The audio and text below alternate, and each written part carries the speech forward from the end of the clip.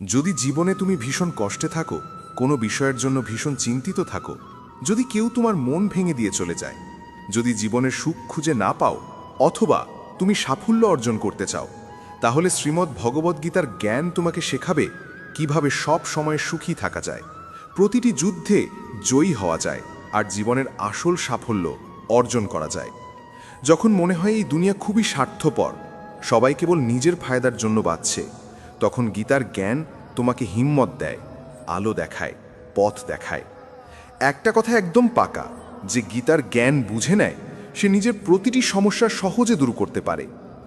আজ আমরা সেই শ্রীমদ্ ভগবদ্গীতার 15টি চমৎকার শিক্ষা নিয়ে কথা বলবো। আর আমি তোমাকে একটা গ্যারেন্টি দিচ্ছি, যদি তুমি এই 15টি শিক্ষা মন দিয়ে শেষ পর্যন্ত শোনো, তবে তোমার জীবনের প্রতিটি কষ্ট, প্রতিটি দুঃখ, প্রতিটি যন্ত্রণা দূর হয়ে যাবে। আর জীবনে তুমি যা চাও, তুমি খুব সহজেই তা অর্জন করতে পারবে। শ্রীমদ্ ভগবদ্গীতার প্রথম শিক্ষা, যা ঘটে সবই মঙ্গলের জন্য ঘটে।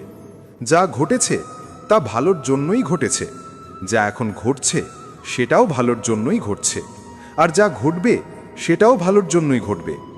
এই শিক্ষা শুনতে সহজ, কিন্তু বুঝতে ভীষণ কঠিন। কারণ যখন জীবনে অন্যায় হয়, কেউ আমাদের কষ্ট দেয়, কোনো ব্যর্থতা আসে, তখন পুরো পৃথিবীটাই ভুল মনে হয়। মনে হয় জীবনটা অন্যায় আর ব্যথায় ভরা। কিন্তু গীতার এই উপদেশ আমাদের শেখায়, দুঃখ আসলে কোনো অভিশাপ নয়, এটা এক আশীর্বাদ, এক শিক্ষা।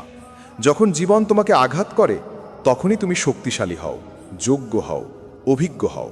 যখন কোনো প্রিয় মানুষ তোমাকে কষ্ট দেয়, তখন সেই কষ্টই তোমার চোখ খুলে দেয় যে মানুষটিকে তুমি নিজের প্রাণ ভেবেছিলে, সে আসলে তোমারই মূল্য দিতে জানে না। যেমন একটা ছোট বাচ্চাকে তার মা কড়া ওষুধ খাওয়ায়, ওষুধটা তেতো লাগে, কিন্তু সেটাই তার অসুখ সারিয়ে দেয়। তেমনি জীবনের তেতো মুহূর্তগুলো তোমার ভিতরের অসুখ, অহংকার, অজ্ঞানতা, দুর্বলতা সব মুছে দেয়। বাস্তবে মানুষ সবসময় নিজের সীমিত গণ্ডির ভেতরেই বাঁচে।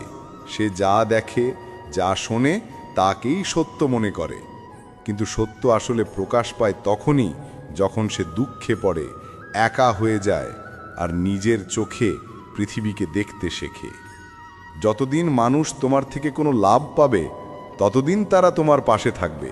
কিন্তু যেই দিন তাদের স্বার্থ শেষ হবে, সেই দিন তুমি তাদের আসল মুখ চিনতে পারবে। কখনো ভেবে দেখেছ, যাকে তুমি প্রাণের থেকেও বেশি ভালোবেসেছিলে, যাকে নিজের জীবনের সবচেয়ে আপন ভেবেছিলে, সেই মানুষটি যদি একদিন তোমার হৃদয়ে গভীর আঘাত দেয়, তখন কেমন লাগে? তুমি নিশ্চয়ই অনেকবার শুনেছ, আমি ভাবতেই পারিনি ও এমনটা করবে, ওর জন্য আমি কত কিছু করেছিলাম, তবুও ও এমন করলো। বাস্তবতা হলো, এই দুনিয়ায় প্রায় প্রত্যেক মানুষই মুখোশ পরে ঘুরে বেড়ায়। তুমি কখনোই কারোর আসল মুখ চিনতে পারবে না, যতক্ষণ না সে তোমার সঙ্গে অন্যায় আচরণ করছে। তাই যখন কেউ তোমাকে আঘাত দেয়, তখন কষ্ট পেও না, কারণ ওই আঘাতই তোমাকে শক্তিশালী করে তোলে। যাদের জীবন সবসময় মসৃণ আর সুখে ভরা, তারা সামান্য কষ্টেই ভেঙে পড়ে। কিন্তু যারা দুঃখের সঙ্গে লড়তে শিখেছে, যারা নিজের আপনজনদের তিক্ত ব্যবহার সহ্য করেছে, তাদের কাছে জীবনের ছোটখাটো আঘাত তুচ্ছ। যে মানুষ কষ্ট সহ্য করতে শেখেনি, সে কোনোদিন সত্যিকারের মহান হতে পারে না। যে দুঃখের আগুনে নিজেকে শুদ্ধ করতে জানে না, সে বড় স্বপ্ন দেখলেও বড় সাফল্য কখনো অর্জন করতে পারে না। তাই জীবনে যখন কষ্ট আসে, যখন সময় তোমাকে ভেঙে দেয়, যখন মনে হয় ঈশ্বর তোমার প্রতি অন্যায় করছেন, তখন মনে রেখো, ঈশ্বর কিছু ভালোই ভাবছেন তোমার জন্য। তুমি জীবনের এক বড় মঞ্চে উঠতে যাচ্ছ, আর এই কঠিন সময় সেই মঞ্চের প্রস্তুতি মাত্র। শ্রীমদ্ ভগবদ্গীতার দ্বিতীয় শিক্ষা, বারবার কাউকে ক্ষমা করা তোমার জীবন নষ্ট করে দিতে পারে। মহাভারতের যুদ্ধ কেন হয়েছিল জানো? কারণ ছিল দুঃশাসন, দুঃখ আর অতিরিক্ত ক্ষমা। দুর্যোধন বারবার অন্যায় করেছিল, পাণ্ডবদের অপমান করেছিল, এমনকি তাদের মারারও চেষ্টা করেছিল। তবুও যুধিষ্ঠির প্রতিবারই তাকে ক্ষমা করে দিয়েছিল। আর সেই অতিরিক্ত ক্ষমার ফলেই মহাভারতের মতো ভয়ঙ্কর যুদ্ধ অবশ্যম্ভাবী হয়েছিল। তুমি যদি জীবনে একই ভুল করো, অর্থাৎ যাদের ভুল ক্ষমার যোগ্য নয় তাদের বারবার মাফ করে দাও, তবে তারা তোমাকে আঘাত করাকে নিজের অধিকার মনে করবে। তুমি ভাববে, ও হয়তো এবার বদলে যাবে, কিন্তু বাস্তব হলো তোমার ক্ষমা তাদের আরও নষ্ট করে দেয়। তারা তোমার ভালোবাসা, তোমার ধৈর্য, তোমার নরম মনকে তাদের সুবিধার জন্য ব্যবহার করে। জীবনে এমন অনেক ভুল আছে যার কোনো ক্ষমাই হওয়া উচিত নয়, কারণ বারবার ক্ষমা করা মানে নিজের প্রতি অন্যায়ের দরজা খুলে দেওয়া। শ্রীমদ্ ভগবদ্গীতার ৩য় উপদেশ বলে, যারা মিথ্যা আর অন্যায়ের সাহায্যে বাঁচে তাদের সামনে নিজের ভালোত্ব প্রমাণ করার কোনো দরকার নেই। এই দুনিয়ায় ভালো মানুষদের সবচেয়ে বেশি পরীক্ষা দিতে হয়, সবচেয়ে বেশি কষ্ট সইতে হয়, কারণ মিথ্যে লোকেরা বারবার তাদের কাছ থেকে ভালোত্বের প্রমাণ চায়। মহাভারতের সেই সভার কথা মনে আছে, যখন দুর্যোধন আর শকুনি পাণ্ডবদের সঙ্গে ছল করে পাশা খেলেছিল আর দ্রৌপদীকে অপমান করার চেষ্টা করেছিল? সেই সভায় পাণ্ডবরা চুপচাপ বসেছিল। তারা ভেবেছিল, আমরা তো ধর্মের পথে, আমরা তো বড়দের সামনে কিছু বলতে পারি না। কিন্তু সেই নীরবতাই অন্যায়ের সাহস বাড়িয়ে দিয়েছিল। ভালো মানুষ যদি সবসময় চুপ থাকে তাহলে অন্যায় কখনো শেষ হয় না, বরং আরও বেড়ে যায়।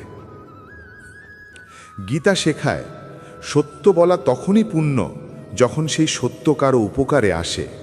যদি তোমার মিথ্যে কারো মুখে হাসি ফোটায়, কারো মন ভালো করে, তবে সেই মিথ্যে পাপ নয়, সেই মিথ্যে এক প্রকার পুণ্য। কিন্তু যদি তোমার বলা সত্য কারো মন ভেঙে দেয়, কারো আত্মাকে আঘাত করে, তবে সেই সত্য পাপের সমান। তাই মনে রেখো, যে মানুষটি তোমার সঙ্গে বারবার ছল করে, যে তোমার ওপর আঘাত হানে, যে তোমার ভালোবাসার মূল্য দিতে জানে না, তাদের সামনে নিজের ভালোত্ব প্রমাণ করতে যেও না। শ্রীমদ্ ভগবদ্গীতার ৪র্থ উপদেশ হল, দুষ্ট মানুষকে যতই ভালোবাসো, যতই ভালো করো, সে একদিন তোমাকে আঘাত করবেই। তুমি নিশ্চয়ই শুনেছ, খারাপ মানুষ তার স্বভাব কখনো বদলায় না। যদি তুমি জানো সামনে যে মানুষটা আছে সে বারবার তোমাকে কষ্ট দেয়, তোমার সঙ্গে অন্যায় করে, তবুও তুমি যদি ভাবো যে সব ঠিক হয়ে যাবে, আমি সহ্য করব, তাহলে মনে রেখো, এই অতিরিক্ত ভালোত্বই একদিন তোমাকে সবচেয়ে বড় কষ্ট দেবে। যে তোমার সঙ্গে অন্যায় করে, তোমার প্রয়োজন নেই তার সঙ্গে ভালো ব্যবহার করার। না তার প্রতি ঘৃণা পোষণ করো, না তার প্রতি অতিরিক্ত ভালো থেকো, শুধু দূরত্ব বজায় রাখো। কারণ তুমি যতবার তাকে ভালোবাসবে, ততবার সে তোমাকে আঘাত করবে, আর শেষ পর্যন্ত সেই ভালোবাসা তোমার জীবনে শুধু ব্যথা আর আফসোস ফেলে যাবে। গীতার ৫ম উপদেশ হল, যদি তুমি সবসময় চুপ করে সহ্য করে যাও, তাহলে একদিন এই দুনিয়া তোমাকে মুছে দেবে।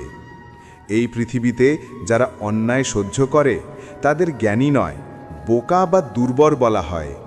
যে নিজের জন্য কখনো আওয়াজ তোলে না, যে নিজের অধিকারের জন্য লড়াই করে না, যে অন্যায়ের বিরুদ্ধে মুখ খোলে না, তাকে এই সমাজ পিষে ফেলে দেয়। অনেকেই ভাবে, আমি যদি চুপ করে থাকি সবাই আমাকে ভালো বলবে, কিন্তু না, আজকের যুগে নীরবতা কোমলতা নয়, দুর্বলতা বলে গণ্য হয়। আজকের দুনিয়ায় যে যতটা সহ্য করে, মানুষ তাকে ততটাই আরও সহ্য করতে বাধ্য করে। তাই যেখানে তোমার সঙ্গে অন্যায় হচ্ছে, যেখানে কেউ তোমাকে কষ্ট দিচ্ছে, সেখানে চুপ থেকো না, সাহস করে অন্যায়ের বিরোধ করো। কারণ নীরবতা কখনো ধর্ম নয়, বরং অনেক সময় নীরবতাই অন্যায়ের সহযোগী হয়ে ওঠে। গীতার ৬ষ্ঠ উপদেশ বলে, দুঃখকে ভয় করা বন্ধ করো, কারণ সুখ আর দুঃখ জীবনের ঋতুর মতো আসে আর যায়। কেউই এই দুই থেকে পালাতে পারে না। তাই এর জন্য উদ্বিগ্ন হওয়ার বদলে গীতার এই জ্ঞান মনে রাখো যে এই সংসার পরিবর্তনশীল। যেমন সুখ স্থায়ী নয়, তেমনি দুঃখ চিরদিন থাকে না। সব কিছু বদলায়, আর এই পরিবর্তনই জীবনের একমাত্র সত্য। দুনিয়ায় কেউই চিরস্থায়ী হয়নি। কত রাজা এসেছে, কত বড় মানুষ গেছে, কেউ রয়ে যায়নি। তাহলে দুঃখ নিয়ে কাঁদছ কেন? সুখ নিয়ে গর্ব করছো কেন? দুটোই তো সাময়িক। তুমি না সুখ থামাতে পারবে, না দুঃখ থেকে পালাতে পারবে। তুমি শুধু বুঝতে পারবে যে এই সব কিছু তোমার নিয়ন্ত্রণে নয়। যে এই সত্য বুঝে নেয় সে কখনো দুঃখে ভেঙে পড়ে না, কারণ সে জানে যা এসেছে তা একদিন চলে যাবে। তাই কান্নার চেয়ে হাসি ভালো। শ্রীমদ্ ভগবদ্ গীতার সপ্তম উপদেশ বলে, ভালো মানুষ যদি খারাপ লোকদের সঙ্গে সময় কাটায় তাহলে একদিন সেই ভালো মানুষও ধ্বংস হয়ে যায়। মহাভারতের এক চরিত্র ছিল কর্ণ, যে আসলে পাণ্ডবদের বড় ভাই ছিল। সে দানবীর ছিল, ধর্ম জানত, সত্য বুঝত। তবুও দুঃখের বিষয় সে দুর্যোধনের সঙ্গে বন্ধুত্ব করেছিল, আর সেই বন্ধুত্বই তার সর্বনাশের কারণ হয়েছিল। গীতা বলে, যে দুষ্টের সঙ্গে থাকে সে নিজে যতই ভালো হোক না কেন, একদিন সেই দুষ্টতার ফল তাকেও ভোগ করতে হয়। ঠিক তেমনি যদি একজন ভালো মানুষ ভুল সঙ্গ বেছে নেয়, তবে সেই ভুল সঙ্গই তার জীবনকে নষ্ট করে দিতে পারে। তাই জীবনে সব সময় খেয়াল রাখো তুমি কার সঙ্গে সময় কাটাচ্ছ, কারণ কখনো কখনো একজন ভুল মানুষই তোমার সারা জীবন পাল্টে দিতে পারে। শ্রীমদ্ ভগবদ্ গীতার অষ্টম উপদেশ বলে, ভালোবাসা আর অনুভূতির সম্পর্ক শুধু তার সঙ্গেই গড়ো যে তোমার ভালোবাসার মূল্য বোঝে। যদি তুমি তোমার হৃদয় দাও এমন কাউকে যে তোমার ভালোবাসার দাম জানে না, তাহলে তোমার পুরস্কার হবে শুধু ব্যথা আর অশ্রু। যখন তুমি এমন কাউকে অতিরিক্ত মূল্য দাও যে তোমাকে একটুও মূল্য দেয় না, তখন সেই সম্পর্ক শুধু তোমাকে ভেঙে দেয়। মনে রেখো, ভুল সম্পর্কে জড়ানোর চেয়ে অবিবাহিত বা একা থাকা হাজার গুণ ভালো।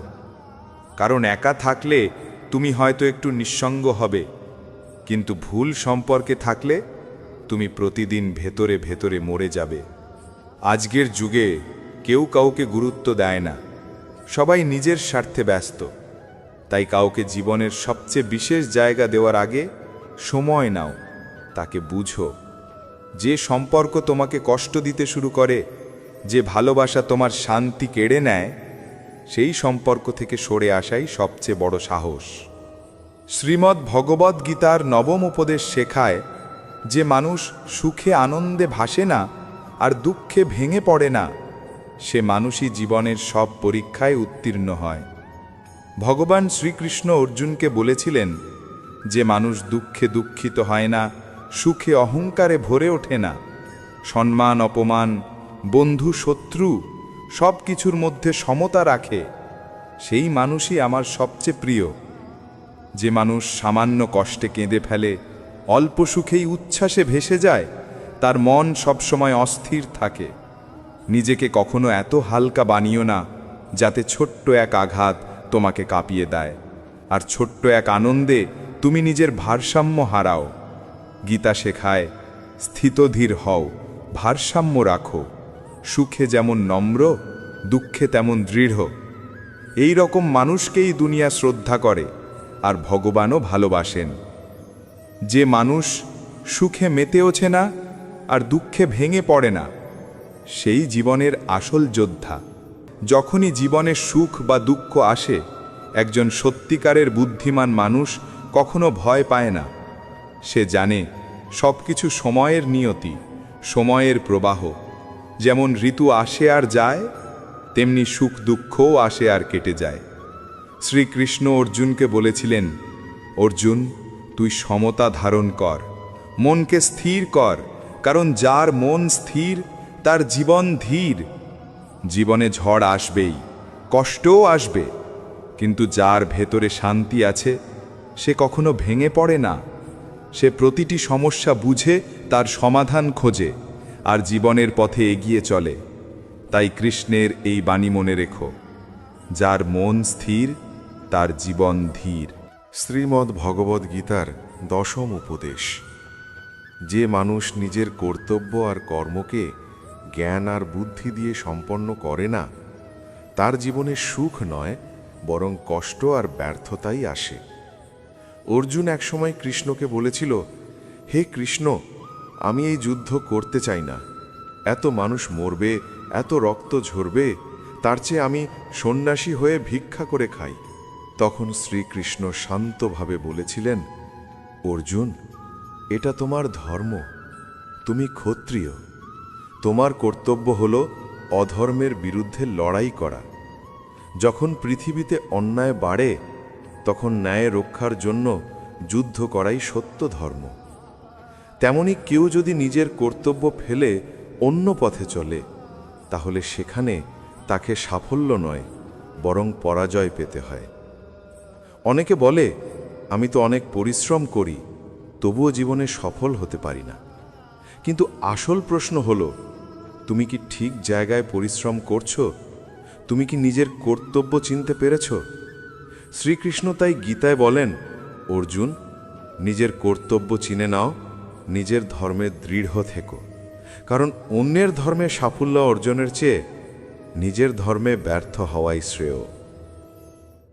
শ্রীমদ্ ভগবদ্ গীতার 11তম উপদেশ।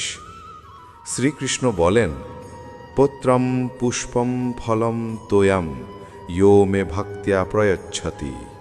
অর্থাৎ, যে কেউ যদি আমাকে একটি পাতা, একটি ফুল, একটি ফল বা এক ফোঁটা জলও দেয়, কিন্তু দেয় সত্যিকারের ভক্তি ও প্রেম দিয়ে, আমি তা আনন্দের সঙ্গে গ্রহণ করি। তুমি মন্দির বানিয়ে দাও, হাজার ফুল চড়াও, কিন্তু যদি হৃদয় প্রেম না থাকে, তাহলে সেই পূজা শুধু দেখানোর জন্য।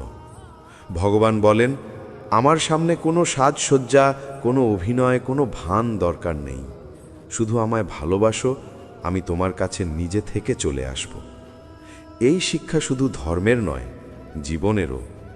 মানুষকেও ঠিক এভাবেই ভালোবাসো, দেখানোর জন্য নয়, বরং মনের সত্যতা দিয়ে।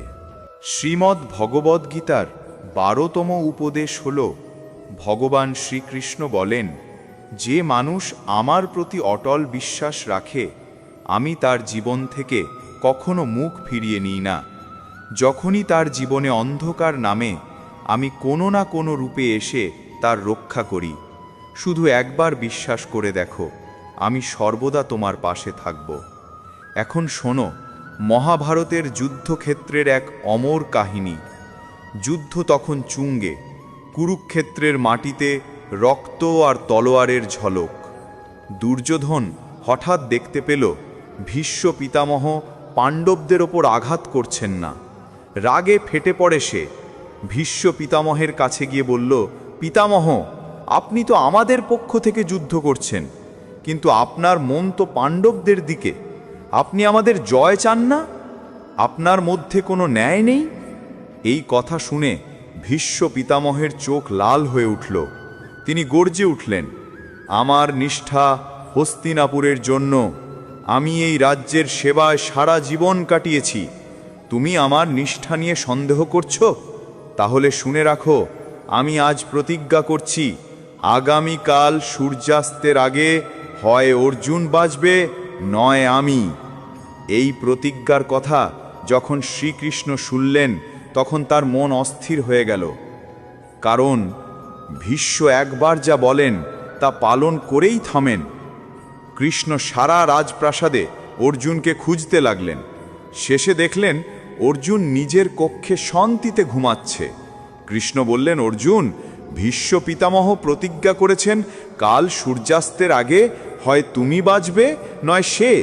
এমন ভয়ঙ্কর মুহূর্তের আগেও তুমি এত নিশ্চিন্তে ঘুমিয়ে আছো? অর্জুন হেসে বলল, হে কেশব, আমি জানি ভীষ্ম পিতামহের প্রতিজ্ঞা ভাঙে না, কিন্তু তুমি যখন আমার সঙ্গে আছো, তখন এক ভীষ্ম নয়, হাজার ভীষ্ম আমার সামনে এলেও তারা এক চুলও আমাকে ছুঁতে পারবে না। এবং ঠিক তাই হলো।